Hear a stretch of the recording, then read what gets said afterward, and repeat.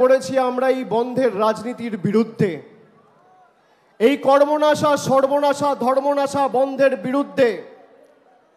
বাংলাকে যারা অচল করতে চাইছে সেই রাজনীতির বিরুদ্ধে আমি অনুরোধ করব ভারতীয় জনতা পার্টির বাংলার নেতৃত্বকে যে প্রতি 28শে অগস্ট আপনারা পারলে একটা করে বন্ধ ডাকুন। আপনাদের বন্ধকে কি করে প্রতিহত করতে হয় বাংলার মানুষ জানে। আজকের সমাবেশে যে সংখ্যায় ছাত্র যুবরা তরুণরা এই সভাস্থলে মেয়র রোডে এসে উপস্থিত হয়েছে, আমি মনে করি বিগত দিনের প্রত্যেকটা 28শে অগস্টের প্রতিষ্ঠা দিবসের কর্মসূচির রেকর্ড আজকের এই সমাবেশ ভেঙে দিয়েছে। এবং যত বাংলার বিরুদ্ধে তৃণমূলের বিরুদ্ধে কুৎসা হয়েছে, অপপ্রচার হয়েছে, চক্রান্ত হয়েছে, ষড়যন্ত্র হয়েছে, তৃণমূল কংগ্রেস তত শক্তিশালী হয়েছে।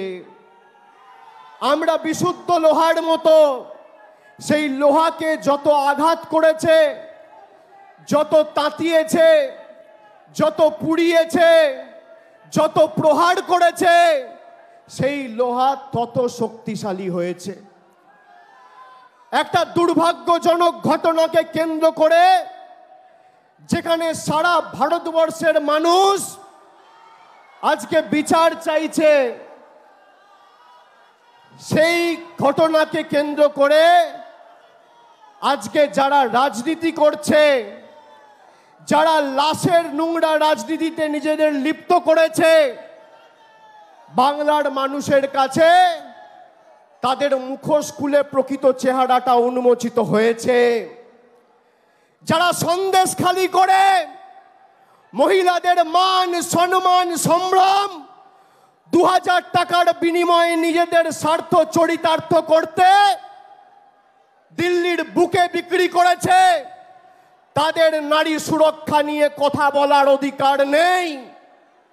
যাদের আমলে উন্নাও হয়েছে, কাঠুয়া হয়েছে, হাতরাস হয়েছে, বদলপুর হয়েছে, সেই নারী বিরোধী নারী বিদ্বেষী ভারতীয় জনতা পার্টির কাছে বাংলার মানুষকে রাজনীতি করা শিখতে হবে না।